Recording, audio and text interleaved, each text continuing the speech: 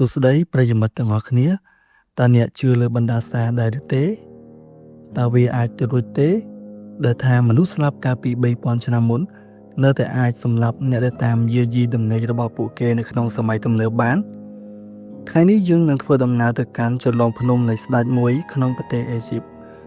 កាលពីឆ្នាំ 1922 ការរកឃើញដ៏អស្ចារ្យបំផុតក្នុងប្រវត្តិសាស្ត្រមនុស្សជាតិបានកើតឡើងប៉ុន្តែវាក៏បាននាំមកនូវខ្សែសង្វាក់នៃមរណភាពដ៏អាថ៌កំបាំងដែលពិភពលោកស្គាល់ថាជាបណ្ដាសារបស់ស្ដេចផារ៉ាអុងគេនិយាយថានៅច្រកចូលភ្នោមានឆ្លាក់អក្សរមរណៈមួយឃ្លាថាសេចក្តីស្លាប់នឹងមកដល់យ៉ាងរហ័សចំពោះអ្នកដែលហ៊ានរំខានដល់ដំណេកស្ដេចផារ៉ាអុងតើនេះជាការពិតឬគ្រាន់តែជាការចៃដន្យតើហេតុអីបានជាមនុស្ស22នាក់ដែលពាក់ព័ន្ធនឹងការបើកភ្នោនេះត្រូវស្លាប់ម្ដងម្នាក់តោះទៅវែកញែកការពិតជាមួយយើងទាំងអស់គ្នារឿងចាប់ផ្ដើមជាមួយបរិសុទ្ធ2នាក់គឺទី1គឺលោក Howard Carter ជាអ្នកបុរាណវិទូជនជាតិអង់គ្លេសដ៏មានជំនឿចិត្តនិងម្នាក់ទៀតគឺលោក Carnarvon ជាអ្នកមានម្នាក់ដែលឧបត្ថម្ភក្នុងការជីកកកាយភ្នោនេះពួកគាត់បានចំណាយពេល6ឆ្នាំជីកកកាយវាខ្សាច់អេស៊ីបដោយមិនឃើញអ្វីសោះរហូតពួកគាត់ហ៊ាននឹងបោះបង់ចោលទៅហើយ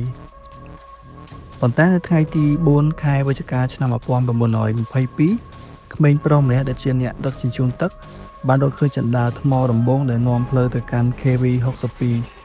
វាគឺជាភ្នោរបស់ Tutankhamun ស្ដេចបីក្មេងដែលពិភពលោកបានភ្លេចឈ្មោះដល់ពេលដែល Carter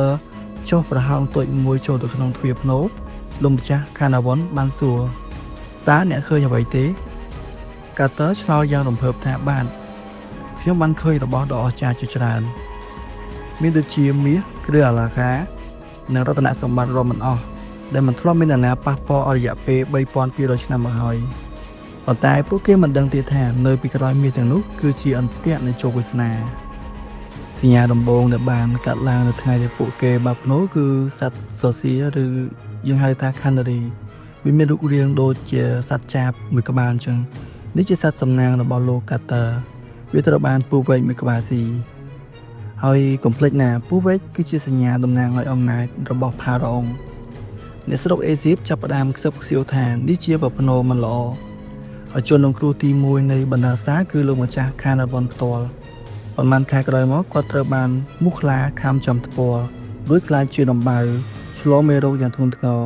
គាត់បានស្លាប់នៅទីក្រុងកែក្នុងវ័យ56ឆ្នាំ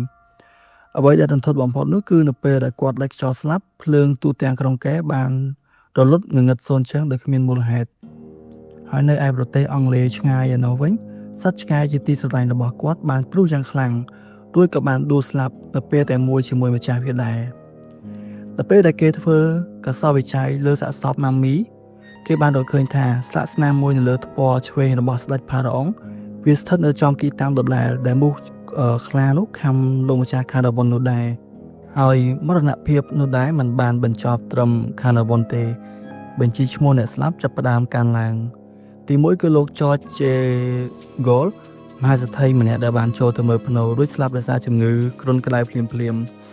ទី2គឺ Sir Algebet Douglas-Red គ្រូពេទ្យដែលបានថតកាំរស្មី X លើសាកសពម៉ាមីបានស្លាប់ដោយសារជំងឺមិនច្បាស់លាស់បន្ទាប់ពី3ថ្ងៃក្រោយមកទី4គឺ Prince Ali Kamel Fahmy Bey ព្រះអង្គម្ចាស់អេស៊ីបដែលបានចូលទៅមើលភ្នោត្រូវមហេសីទ្រង់បាញ់សម្លាប់ហើយក្រោយមកទៀតលោក Richard Bethel លេខាផ្ទាល់របស់លោក Carter ត្រូវបានគេរកឃើញថាស្លាប់នៅលើគ្រែដោយសារការច្របាច់កហើយឪពុករបស់គាត់បានសម្លាប់ខ្លួនដោយលោតទៅលើអគារភ្លាមសរុបមកមនុស្ស22នាក់ដែលពាក់ព័ន្ធនឹងការជីកកកាយភ្នោឬក៏ប៉ះពាល់ភ្នោនេះបានស្លាប់ក្នុងរយៈពេលមិនដល់10ឆ្នាំផងហើយកសែតទូទាំងពិភពលោកបានចុះផ្សាយថាវាជាបណ្ដាសាផារ៉ាអុងកំពុងតាមសងសឹកសំណួរសួរថាតើវិទ្យាសាស្ត្របកស្រាយរឿងនេះយ៉ាងណាគ្រូពេទ្យសម័យទំនើបជឿថាវាអាចបណ្ដាលមកពីផ្សិតពុលដែលរស់នៅក្នុងភ្នោងងឹតអស់រយៈពេលរាប់ពាន់ឆ្នាំដល់ពេលមនុស្សដកដង្ហើមចូលផ្សិតទាំងនោះបានបំផ្លាញសួតនឹងប្រព័ន្ធការពាររាងកាយរបស់ពួកគេប៉ុន្តែចូលរឿងភ្លើងរលត់និងរឿងឆ្កែស្លាប់នៅអង់គ្លេសចូលរឿងស្លាកស្នាមលើថ្ពាល់របស់លោក Carnarvon វិទ្យាសាស្ត្រនៅតែមិនអាចបកស្រាយចេញបាន ចំណុចដែលចម្លែកបំផុតគឺលោក Howard Carter ដែលជាអ្នកជីកនិងអ្នកប៉ះពាល់ភ្នូរច្រើនជាងគេបែរជាអាចរស់នៅដល់អាយុ65ឆ្នាំនិងស្លាប់ដោយសារជំងឺចាស់ជរាទៅវិញតើវាបណ្ដាលមកពីបណ្ដាសាលើកលែងឲ្យគាត់ឬមកពីគាត់ជាអ្នកដែលនាំស្ដេចផារ៉ាអុងឲ្យស្គាល់ពិភពលោកឡើងវិញបណ្ដាសាភ្នូរតាតាន់កាមុននៅតែជាអាចកំបាំងដែលលំបន្លាចចិត្តមនុស្សជាតិវាជាការរំលឹកថាមានរឿងខ្លះនៅក្នុងពិភពលោកយើងនេះដែលយើងមិនគួរទៅប៉ះពាល់ឡើយសូមអរគុណសម្រាប់ការតាមដានស្ដាប់ podcast មួយនេះតើអ្នកជឿលើបណ្ដាសាដែរឬទេប្រសិនបើអ្នកជួបភ្នូមាសតើអ្នកហ៊ានបើកវាដែរឬទេជួបគ្នានៅភាគក្រោយជាមួយនឹងអានកម្បាំងថ្មីសូមដេកលក់សុបិនល្អកុំឲ្យមានស្លាប់នៃផារ៉ាអុងហោះមកចិត្តអ្នកអសោះសូមអរគុណ